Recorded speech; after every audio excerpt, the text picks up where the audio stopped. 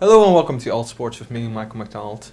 Today we have an exclusive interview with Andrew Richardson, an Irish International Powerlifter who in 3 years went from injury in rugby to competing in the World Championships this year in Texas.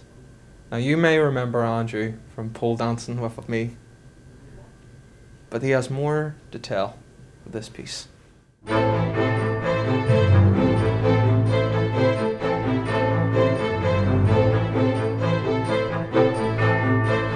I don't know where to begin, and I don't know. Well, obviously the audience know you by now, given that they've seen you parade. Yeah, my fabulous pole dancing skills, I know. Which were lackluster, but not many people actually know that there is more to you. Oh yeah. And that. Yeah, I hope no one just realizes that isn't just me. No, definitely not. You definitely have strong legs, and they're actually built for a reason because you are going to be competing and coaching in Texas this year in the IPF Powerlifting World Championships. Mm-hmm. First time in 10 years that an Irish team has made it. Yeah, because 10 years ago, there's a small group of guys who went, but Federation just disbanded for what reason I don't know, and then last year all got set up, so we're making history anyway. So it's an incredible feat on its own, and congratulations thank you, for that. But with every great story, there is an origin, there is a great beginning. Yeah. And what is it that Andrew Richardson brings to the table? What was his beginning story? How did you come from Killeen to this? Most infamous place in the world, Killeen. Yeah, small part of Northern Ireland. It's a small part of Northern, but one of the better parts anyway. I always love sport. My whole family's into sport. Everyone sort of encouraged each other to get into some form of activity. I did rugby, rowing, swimming, athletics at school. Rugby is what kind of like my dream to play, as every Ulster schoolboy wants to play for Ulster on Ireland, like the dream sort of thing. That was mine. Andrew Trimble, he's who boy went to my school, played for Ireland and everything. Johnny Bell is assistant coach to Ulster as well, so it's kind of those guys you aspire to be. But I got injured, played injuries a lot. Unfortunately, first popped the shoulder in third year, had to change sport. That made it to stop rugby and stop doing athletics. So athletics, I was ranked second, third in Ireland for javelin and shot put. And then from that I was able to retire from those two. I did rowing for 4 years, loved it, and then I would always go back, give it a go again. Then I went back playing rugby after the rehab was done, got the Ulster Schools trial, popped out again. So it's like, right, this isn't working, so I actually need a different sport. Then after I sulked for about a week, because obviously because basically this happened in my upper cycle over the summer, and I had to pick someone for my PE A level, which was going to be rugby, but since I couldn't do rugby, I was a bit of a lost. Someone said, you're actually being strong in the gym, your most life, and I'll give powerlifting a go. Mm-hmm. And I did it for my LLP and I got full marks, got an 8-star in it. So it's just one of those weird things, and I turned something like I did it for the sake of doing it at the start initially, but as the more I got into it, the more I thought, I'm actually decent at this and actually enjoying this. And I got involved with a good group of friends who did it up around my area and across Ireland, met with a few people, travelled the country. And then 3 years later, I've got my own club at the university and I'm coaching the Irish team. Mm. So essentially, from tragedy, found a moment of opportunity. It's the best injury I've ever had, and I've broken nearly every bone in my body. I don't think many people can say that. It was weird because I've displacement growth plate, broken wrist, and a dislocated elbow, 3 dislocated shoulders, a torn AC, torn quad, torn ligaments in both ankles, and pulled lats everywhere. But apart from that, I actually haven't had any injuries. That's the weird thing. Apart from that, I touch wood anyway. But touch wood. Absolutely. So from a boy who dreamed dying to eventually a new dream being born, essentially, you came to Middlesbrough, and you started a Powerlifting society here, a Powerlifting team. How did you manage to create this? Just with the help of the Students' Union here, they gave me sort of like the tools how to do it, and then it's basically sort of like organisational skills, business skills. I get a few meetings, I've owed them everything, the actual development and the progress the club's made. I mean, it was officially founded in January 2014, 1st of January. So we've been going ever since then. We've won, I think it's 35 medals, that's 22 gold, 8 silver, rest bronze, Teesside Strongest Man and Northern Unis. And we're starting to send 15-20 to British champs in October this year, so we're just building on strength every year. And I've got our own facility, the sports villas are trained. It's nice to have our own dedicated area. That's absolutely wonderful. And powerlifting and even strongman competitions, it's not exactly the most mainstream sports. No, definitely not. Yeah. So how did you encourage a clan? A clan, yeah, forth? yeah, the I will say clan. Oh, it makes sense. That So many of them have chapters, yeah, about 80 members or so. Yeah, just coming and going. Yeah. It's not a mainstream sport. So how do you take big, strong guys from a rugby background, from an American football background, and say, look, this is powerlifting. Let's do this. Okay, so with my son doing applied sports science here, I saw some opportunity not wanting to network with developmental skills as a coach. Because obviously you can't just be good at once, but you have many strings to your bow. Of course. Like my own background, I don't really law sports, so I was trying to build on that. So like through American football and all the other teams here, can encourage them to come down and I'll help them train for their sport. And we had the guys from MMA, Muay Thai, American football, rugby, rowing, just come around just to get stronger for their own things. And they saw us a way because no teams had like an S&C coach or a coach at that time. So they found actually I could use my knowledge and my skills to see them how to lift correctly. Because my goal as a coach of the club is when someone walks in and as soon as they leave, they know how to train. They don't need to go after anyone else. They don't have to go hire a person because they know what to do because they've been given a service here. Of course. Yeah. And you've used this to springboard your career, even launch a business, even coach. Yeah. And it's going to take you to Killeen in Texas for the World Championships. Yeah. First Irish team in 10 years. Can you tell us about powerlifting in Ireland? Is it big? Is it small? It's boomed. Like in the last 5-6 years, it's just exploded. It's just one of those sort of things that just a few people do it, then it would just sort of catches fire and spreads. There's a good saying like powerlifting is like once you do your first comp, you then catch the iron bug. You're sort of being bitten by it, you hooked on it because like for regional competition, it's not like we're in a team or anything in the sense. Yes, we would be competing against each other in the same age and weight class, but you don't get a sport where I would be cheering you on to get your last lift, you know, to get your personal best. You won't find that in rugby, you won't find that in rowing.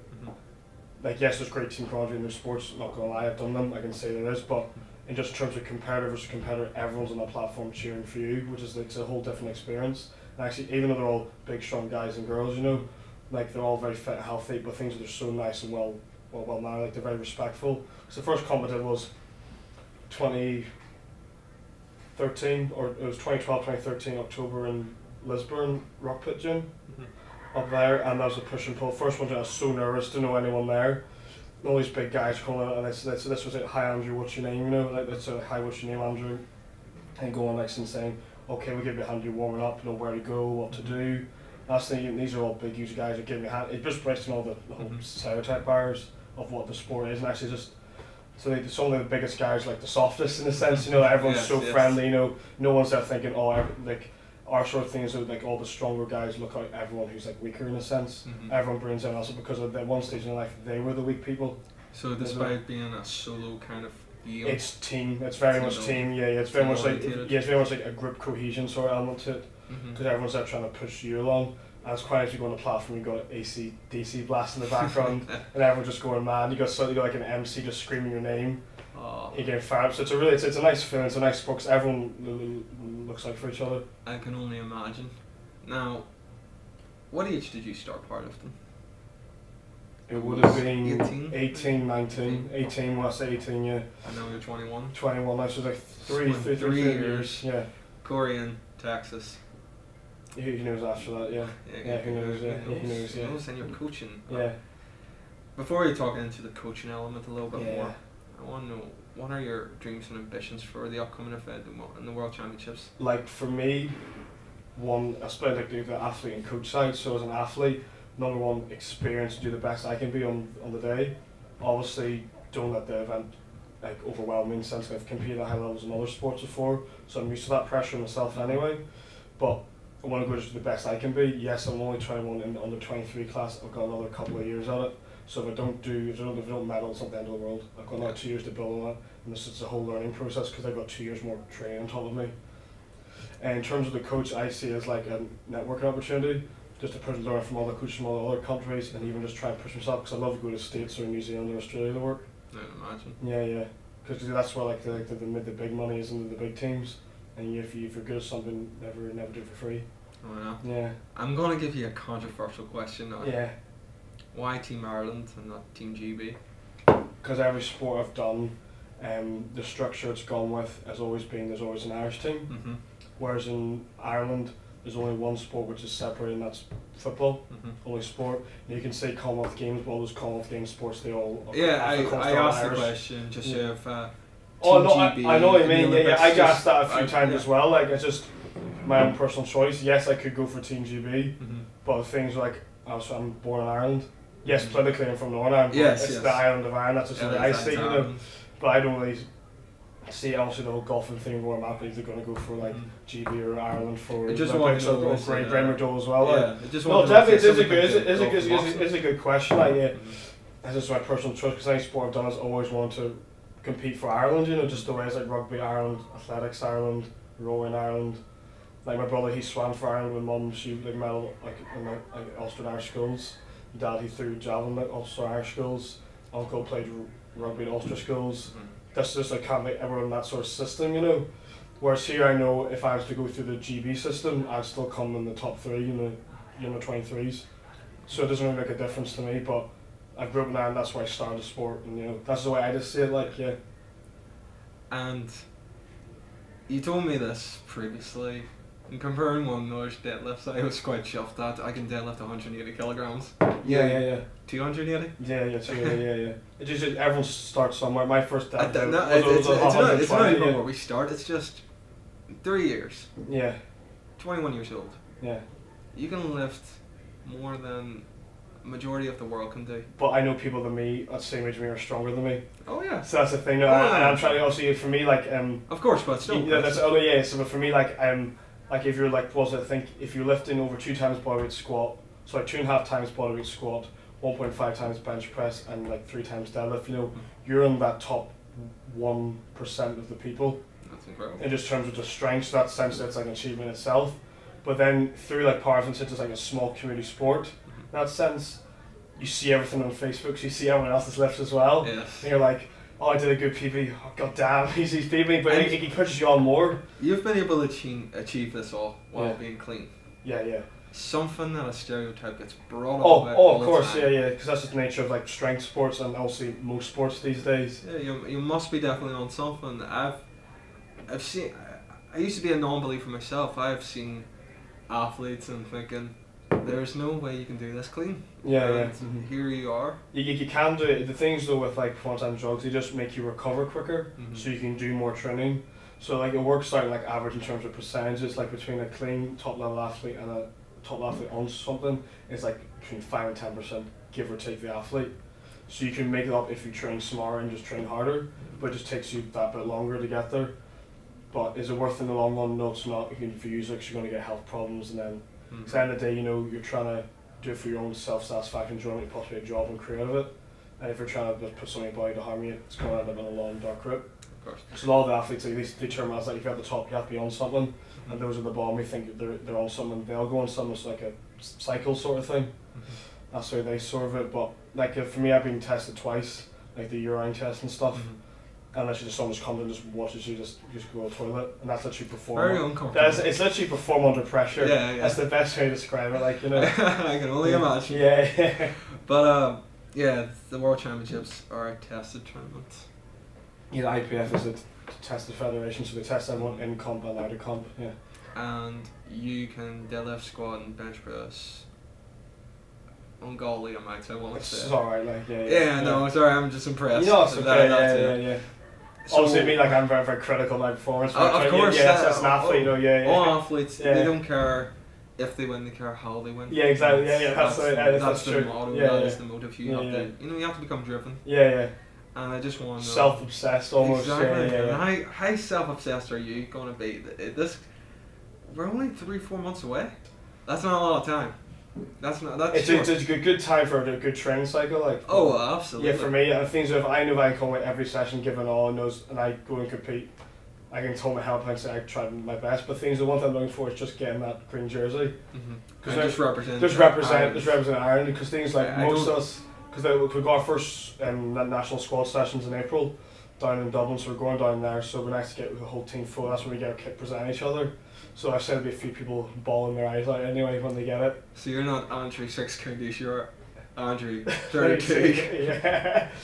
This is the way I see it. I would love it if they give you a Six- shirt number 32. To be honest, they probably would, like, because there's a few jokers on the team. Yeah, imagine a part of it is a game where you get roasted. Oh, yeah, everyone was winding each other up, like, because you get, like, cause we use a formula called the Wilks, so we can compare everyone's scores regardless of their own body weight. So I can compare my score to someone who's a girl who's like 63 kilos. So you got a couple of girls who are beating a lot of the guys, and everyone gets roasted by that. That's quite fun. It makes the guys like train harder. He doesn't get away from them. I've seen some of the girls in the Teesside Barbarians. But the way people perceive it, like everything's... They're wonderful. Yeah. The way people perceive all girls lifting weights all blown up, they don't know that it tones and makes you stronger, physically fitter for the... You still think there's an undiscovered... Well, it's not really undiscovered, but the gender stereotype? Yeah, there's still... It's stereotypes, so they'll be here till the day we die. No, that's the way it'll always be, no matter what. No matter what. No matter how many times someone says it, they'll always be. Cause it's just because it's been more so like what our parents' generation and their generation above them. Our generation's improving a lot, you know, it's very much more equality, everyone's accepting everyone, which is great.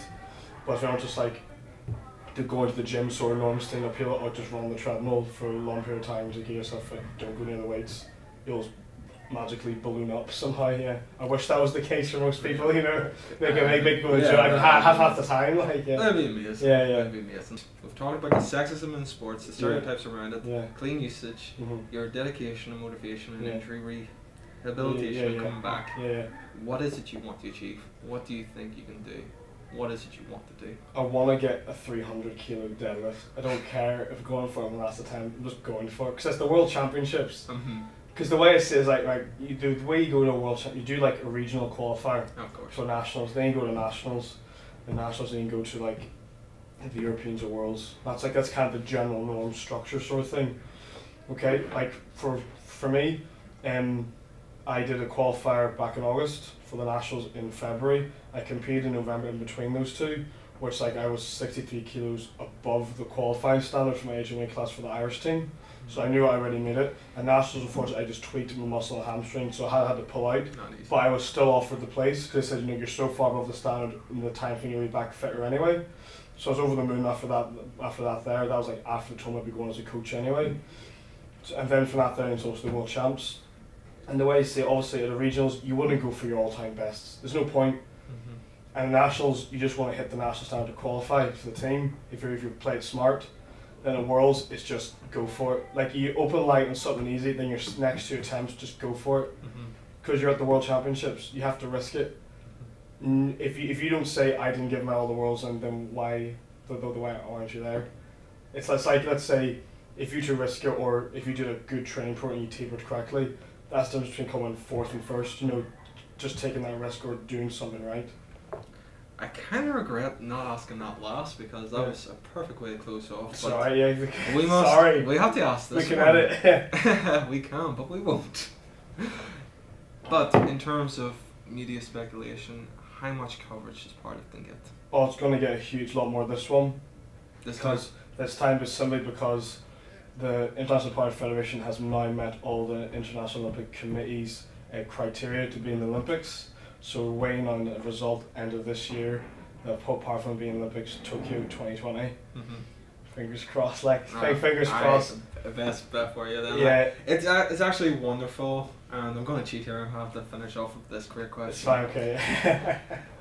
Powerlifting still a niche sport, but it's wonderful that you say this World Championships will be more televised or more coverage. There's already got like TV stage crews there, and like the last one's all been live streamed in 4 or 5 different channels.